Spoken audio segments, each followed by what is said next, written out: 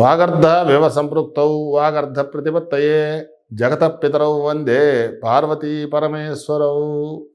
శ్రీ గురుభ్యో నమః. ఈ సంవత్సరము కర్కాటక రాశి వారికి ఏ విధంగా ఉంది గోచార రీత్యా అనే విషయాన్ని మనం తెలుసుకోబోతున్నాం. శ్రీ పరాభవనామ సంవత్సరంలో కర్కాటక రాశి వారికి గ్రహాల యొక్క సంచారంలో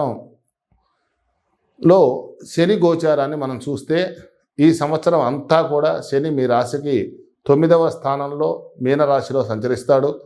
ఇది మీ పితృవర్గానికి అలాగే దూర ప్రయాణాలకు మరియు పుణ్యకార్యాలకు కూడా సంబంధించిన శుభ అశుభ మిశ్రమ ఫలితాలను సూచిస్తుంది.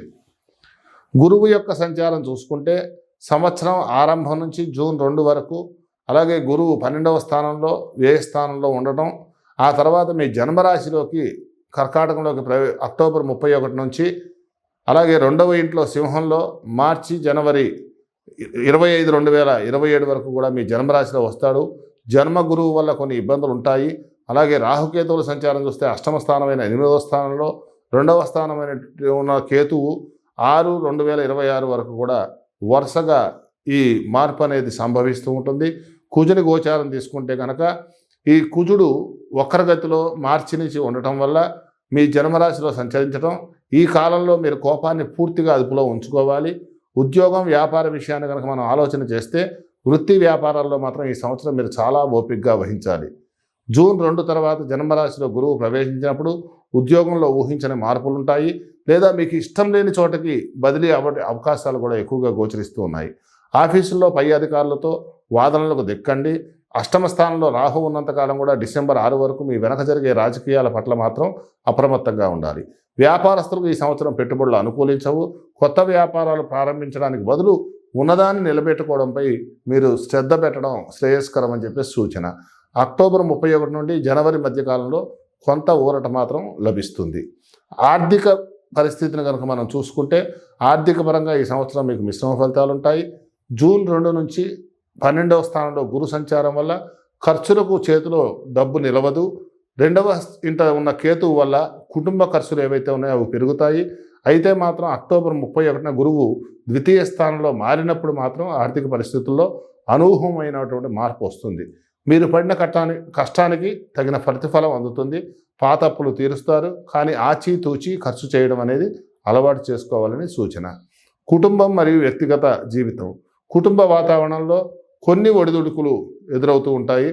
ధన కుటుంబ స్థానంలో కేతువు సంచారం వల్ల కుటుంబ సభ్యులతో కొన్ని చిన్న అపార్థాలు, మాట పట్టింపులు వచ్చే అవకాశం సూచిస్తోంది.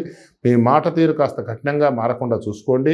9వ స్థానంలో శని సంచారం వల్ల తండ్రి గారి ఆరోగ్య విషయంలో లేదా పితృ సంబంధ ఆస్తుల విషయంలో కూడా ఆందోళన అధికంగా ఉంటుంది.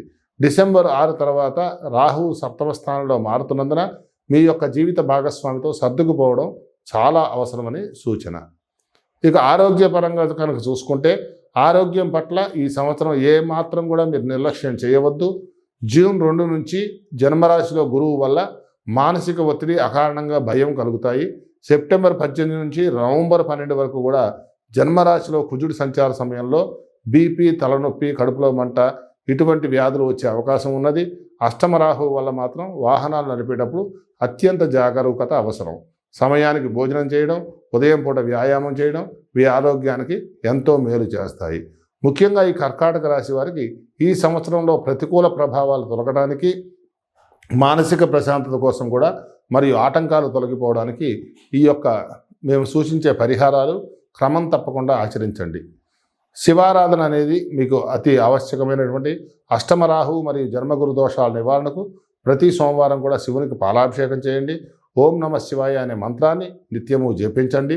గురువు యొక్క గ్రహశాంతి కోసం జూన్ 2 తర్వాత జన్మగురువు ప్రభావం తగ్గడానికి ప్రతి గురువారం కూడా దత్తాత్రేయ పారాయణ లేదా దత్తునికి సంబంధించిన విశేష పూజా కార్యక్రమాలు నిర్వహించండి. ప్రతి కుజ సంచారం వల్ల మీరు సెప్టెంబర్, నవంబర్ మాసాల్లో ఎక్కువగా హనుమాన్ చాలీసా పారాయణ చేయటం, మంగళవారం హనుమాన్ దేవాలయాల్ని సందర్శించడం కూడా శుభసూచకమైనటువంటి పరిహారం అని చెప్పేసి తెలియజేయడం జరుగుతుంది. సర్వే జనా సుఖినో భవంతు, లోకా సమస్తా సుఖినో భవంతు.